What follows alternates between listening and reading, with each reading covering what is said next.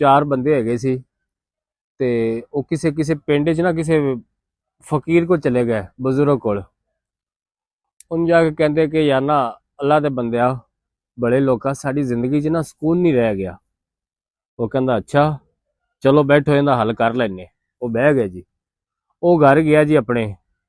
ਉਹਨੇ ਨਾ 4 ਕੱਪ ਚਾਹ ਦੇ ਬਣਵਾਏ, 4 ਕੱਪ ਚਾਹ ਦੇ ਬਣਵਾ ਲੈ। ਉਹ ਕਿਸੇ ਤੋਂ ਅਲੱਗ ਅਲੱਗ ਪਿਆਲੀਆਂ ਕੱਪ ਲੈ ਲਿਆ, ਕੋਈ ਮਿੱਟੀ ਦਾ ਲੈ ਲਿਆ, ਕੋਈ ਪਲਾਸਟਿਕ ਦਾ, ਕੋਈ ਕੱਚ ਦਾ, ਕੋਈ ਕਿਵੇਂ ਮਤਲਬ 4 ਉਹਨੇ ਅਲੱਗ ਕਲਰ ਦੇ ਲੈ ਲਏ ਕੱਪ। ਉਹ ਜਦੋਂ 4 ਕੱਪਾਂ 'ਚ ਚਾਹ ਲੈ ਕੇ ਆ ਗਿਆ, ਉਹਨੇ ਲਿਆ ਕੇ ਚਾਹ ਦਿੱਤੀ ਉਹਨਾਂ ਨੂੰ। ਹੁਣ ਜਿਹੜੇ 4 ਬੰਦੇ ਉਹਨਾਂ ਨੇ ਫੜ ਲਿਆ, ਹੁਣ 4 ਕੋਲ ਅਲੱਗ ਕੱਪ ਪਿਆਲੀਆਂ।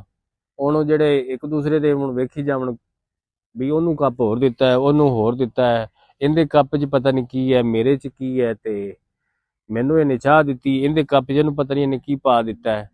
ਐਵੇਂ ਹੁਣ 4 ਬੰਦੇ ਸੋਚੀ ਜਾਣ, ਨਾਲ ਇੱਕ ਦਿਨ ਤੱਕੀ ਜਾਣ ਵੀ ਇਹਦੇ ਕੱਪ ਦੇ ਵਿੱਚ ਕੀ ਹੈਗਾ ਇਹਦਾ। ਹਾਲਾਂਕਿ ਹੈਗੀ ਸਾਰਿਆਂ 'ਚ ਚਾਹ ਹੀ ਸੀ। ਉਹਨੇ ਇੱਕ ਬੜੀ ਸੋਹਣੀ ਮਿਸਾਲ ਦਿੱਤੀ। ਉਹਨਾਂ ਨੇ ਕਿਹਾ ਕਿ ਦੇਖੋ, ਮੈਂ ਚਾਹ ਤੁਹਾਨੂੰ 4 ਨੂੰ ਚਾਹ ਹੀ ਪਿਆਈ ਹੈ, ਲੇਕਿਨ ਉਹਨਾਂ ਦਾ ਮੈਂ ਕੱਪਾਂ ਦਾ, ਪਿਆਲੀਆਂ ਦਾ ਡਿਜ਼ਾਈਨ ਤੇ ਜਿਹੜਾ ਹੈਗੇ ਨੂੰ ਉਹ ਲਹਿਦਾ ਲਿਆ ਕੇ ਦਿੱਤਾ ਵੀ ਇੱਕ ਦੂਸਰੇ ਤੁਹਾਡੀ ਨਜ਼ਰ ਨਾ ਪਵੇ ਵੀ ਉਹ ਕੀ ਖਾ ਰਿਹਾ।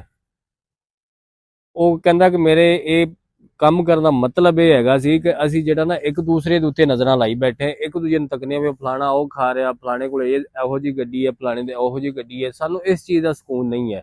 ਹਾਲਾਂਕਿ ਜੋ ਅੱਲਾ ਦੀ ਤਕਸੀਮ ਹੈ ਨਾ, ਉਹ ਬੜੀ ਪਿਆਰੀ, ਬੜੀ ਜ਼ਬਰਦਸਤ ਹੈ। ਇਹ ਸਾਡੀ ਸੋਚ ਹੈਗੀ ਕਿ ਅਸੀਂ ਇੱਕ ਦੂਸਰੇ ਦੇ ਉੱਤੇ ਨਜ਼ਰਾਂ ਲਾਈ ਬੈਠੇ ਹਾਂ।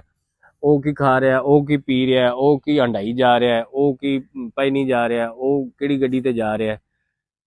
ਇਹ ਬੇਸਕੂਨੀ ਦੀ ਸਭ ਤੋਂ ਵੱਡੀ ਵਜ੍ਹਾ ਇਹ ਹੈ ਕਿ ਅਸੀਂ ਇੱਕ ਦੂਸਰੇ ਦੇ ਰਿਜ਼ਕ ਉੱਤੇ ਝਾਕਨੇ ਆ, ਇੱਕ ਦੂਸਰੇ ਦੇ ਪਾਸੇ ਝਾਕਨੇ ਆ। ਲੇਕਿਨ ਅਸੀਂ ਜੋ ਅੱਲਾ ਨੇ ਸਾਨੂੰ ਦਿੱਤਾ ਉਹਦੇ ਉੱਤੇ ਸਾਨੂੰ ਖੁਸ਼ ਰਹਿਣਾ ਚਾਹੀਦਾ। ਅਲਹਮਦੁਲਿਲਾ, ਅੱਲਾ ਦੀ ਤਕਸੀਮ ਬਹੁਤ ਅੱਛੀ ਹੈ, ਬਹੁਤ ਪਿਆਰੀ ਹੈ। ਇਹਦੇ ਉੱਤੇ ਸਾਨੂੰ ਸਬਰ और शुक्र अदा करना चाहिए। बहुत शुक्रिया।